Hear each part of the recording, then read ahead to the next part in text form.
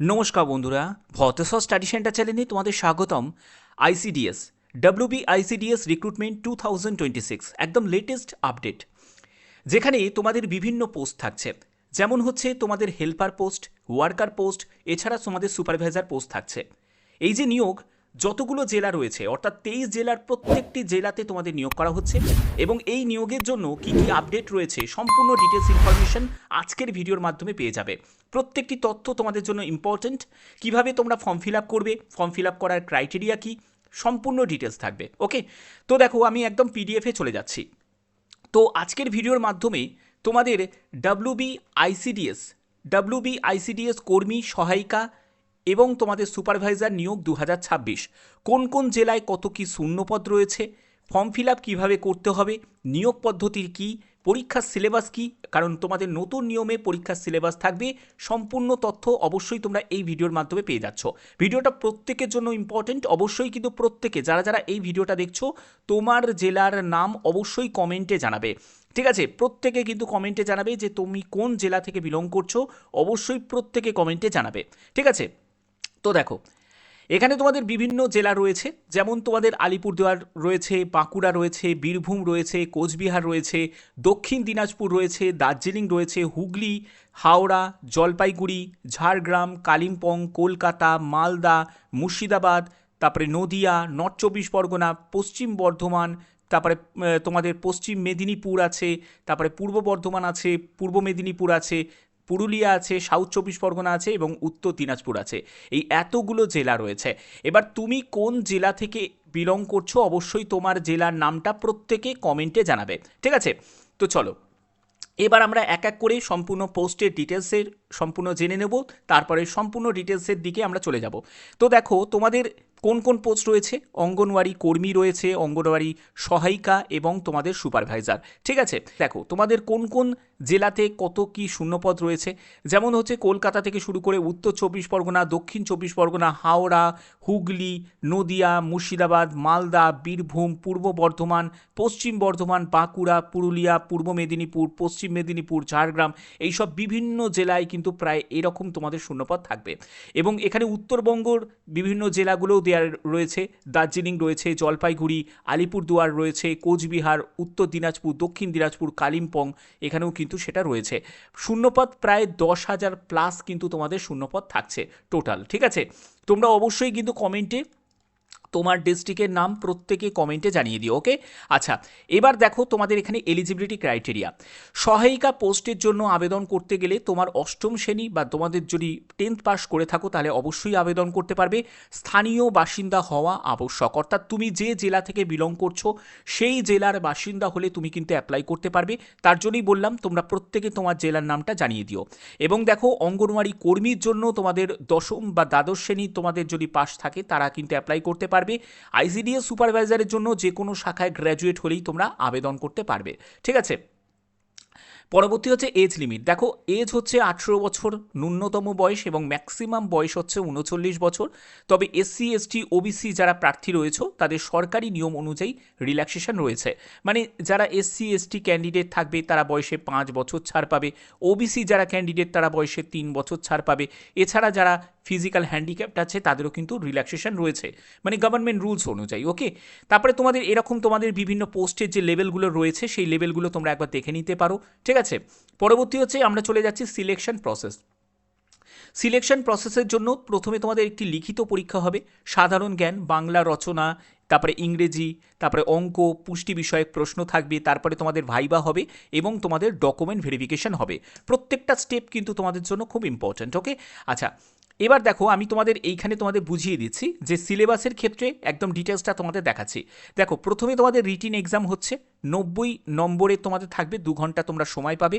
তারপরে তোমাদের ভাইবা হবে, সেখানে তোমাদের 10 নম্বর থাকবে। টোটাল 100 মার্কসের ভিত্তিতেই তোমাদের মেরিট প্রিপেয়ার্ড হবে। ওকে, আচ্ছা এবার হচ্ছে যারা তোমরা ওয়ার্কার তারপরে হেল্পার এই সব পোস্টগুলোর জন্য অ্যাপ্লাই করবে, তোমাদের সিলেবাসের জন্য তোমাদের স্থানীয় ভাষা অর্থাৎ বাংলায় 150 শব্দের মাতৃ ও শিশু বিষয় স্বাস্থ্য বিষয়ক তোমাদের একটা রচনা লিখতে হবে 10ম শ্রেণী মানের।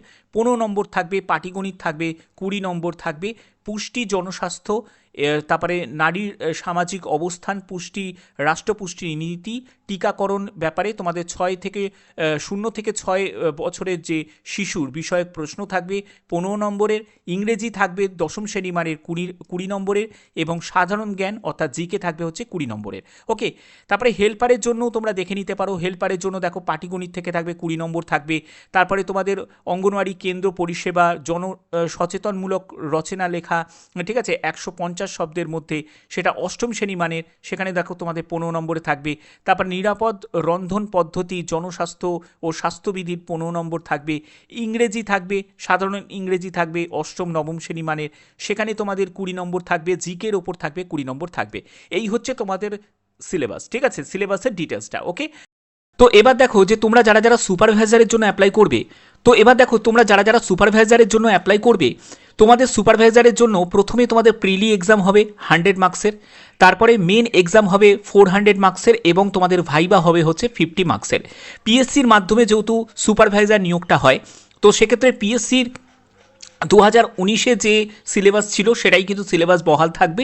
এবং এখানে তোমাদের দেখো প্রিলি এক্সামের জন্য যে কোথায় কোথায় কত কী নাম্বার থাকবে, ঠিক আছে, সেগুলো কিন্তু ডিটেলসটা দেওয়া আছে। এবার চলে আসবে প্রিলির পরে তোমাদের মেন এক্সাম থাকবে। মেন এক্সামের জন্য যে সিলেবাসটা সেটা ডেসক্রিপটিভ টাইপের থাকবে, ঠিক আছে, 4টে পার্ট তোমাদের থাকবে, যেখানে ইংলিশ থাকবে 100 মার্কস, তারপরে বেঙ্গলির ওপর থাকবে 100 মার্কস, তারপরে জেনারেল স্টাডিজ, কারেন্ট অ্যাফেয়ার্সের ওপর থাকবে 100 মার্কস, এবং অ্যারিথমেটিকের ওপর থাকবে 100 মার্কস, ঠিক আছে। তো এই ছিল তোমাদের সম্পূর্ণ সিলেবাসটা।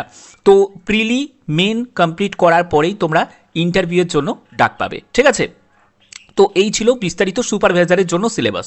ওকে, আচ্ছা, এবার আমরা দেখে নেব যে এখানে তোমাদের কি কি ডকুমেন্টস তোমাদের লাগবে। দেখো, ডকুমেন্টসের ক্ষেত্রে বলে রাখি, মাধ্যমিক, উচ্চ মাধ্যমিক, গ্র্যাজুয়েশন সার্টিফিকেট, মানে যে পোস্টে তুমি অ্যাপ্লাই করছো সেই পোস্টের নিরিখে যা যোগ্যতা, সেই যোগ্যতা তোমাদের সম্পূর্ণ ডকুমেন্টস তোমাদের লাগবে। জন্ম তারিখের প্রমাণপত্র অর্থাৎ ডেট অফ বার্থের সার্টিফিকেট, অথবা 10th অ্যাডমিট কার্ড হলেও হয়ে যায়। ওকে, তারপরে হচ্ছে তোমাদের এসসি এসটি ওবিসি থেকে যদি বিলং করে থাকো, তোমাদের কাস্ট সার্টিফিকেট অবশ্যই তোমাদের প্রয়োজন আছে। তারপরে যারা ফিজিক্যাল হ্যান্ডিক্যাপ, তাদের ফিজিক্যাল হ্যান্ডিক্যাপ সার্টিফিকেট লাগবে, এটা অবশ্যই কাস্ট স্টেট সার্টিফিকেটই তোমাদের লাগছে।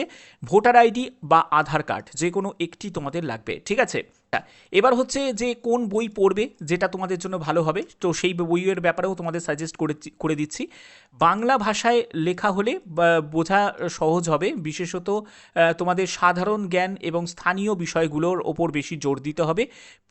পূর্বের বছরের প্রশ্নপত্র অর্থাৎ প্রিভিয়াস ইয়ারের প্রশ্নপত্র, সেটাও কিন্তু একটু প্রয়োজন আছে, সেগুলোকেও একটু ভালো করে দেখবে।